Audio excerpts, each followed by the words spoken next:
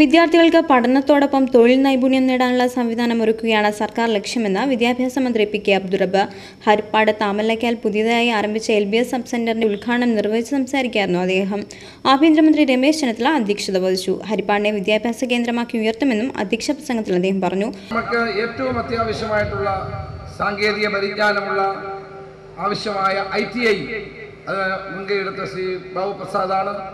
കഴിഞ്ഞ ഗവൺമെന്റിനെ കൊണ്ട് അനുവദിപ്പിച്ചതാണ്. പക്ഷേ അനുവദിച്ചെങ്കിൽ നടപ്പാക്കാൻ കഴിഞ്ഞാൽ ഇപ്പോൾ നമ്മൾ നടപ്പാക്കി. പള്ളിപ്പാട് അതിന് കെട്ടിടം പണിഞ്ഞു കഴിഞ്ഞു. അടുത്ത മാസം ഉദ്ഘാടനം ചെയ്യും. കെട്ടിടവും ITIയുടെ പ്രവർത്തനം 2 വർഷമായി നടന്നുകൊണ്ടിരിക്കുന്നു. അതുപോലെ തന്നെയാണ് ബഹുമാനപ്പെട്ട മന്ത്രി ഇവിടെ ഉണ്ട്. അദ്ദേഹം കേരളത്തിൽ പുതുതായി 3-5 പോളിടെക്നിക്കുകൾ ആരംഭിക്കുന്നുണ്ട്. ഹരിപ്പാട് ഒരു പോളിടെക്നിക്ക് വേണമെന്നുള്ളത് 1982 MLA ആയ കാലം മുതൽ എൻ്റെ ആഗ്രഹമാണ്. കാരണം ഈ എല്ലാ സ്കൂൾ തുറക്കുമ്പോഴും ഈ കാർമൽ പോളിടെക്നിക്കിലേക്ക് കത്തെഴുതി എൻ്റെ കൈ ഒടിഞ്ഞു പോകാറുണ്ട്. ഒരു അഡ്മിഷൻ തരുത്തുമില്ല.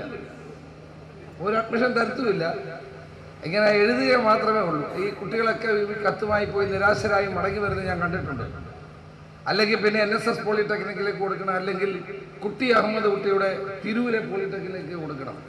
പോളിടെക്നിക്ക് ഇല്ലാത്ത ബുദ്ധിമുട്ട്. നമ്മൾ ഈ കോളേജൊക്കെ അനുവദിക്കുന്നതിനേക്കാൾ നല്ലത് 10-20 പോളിടെക്നിക്ക് നാട്ടിൽ അനുവദിക്കുന്നതാണ് എന്നാണ് എൻ്റെ പൂർണ്ണമായ വിശ്വാസം.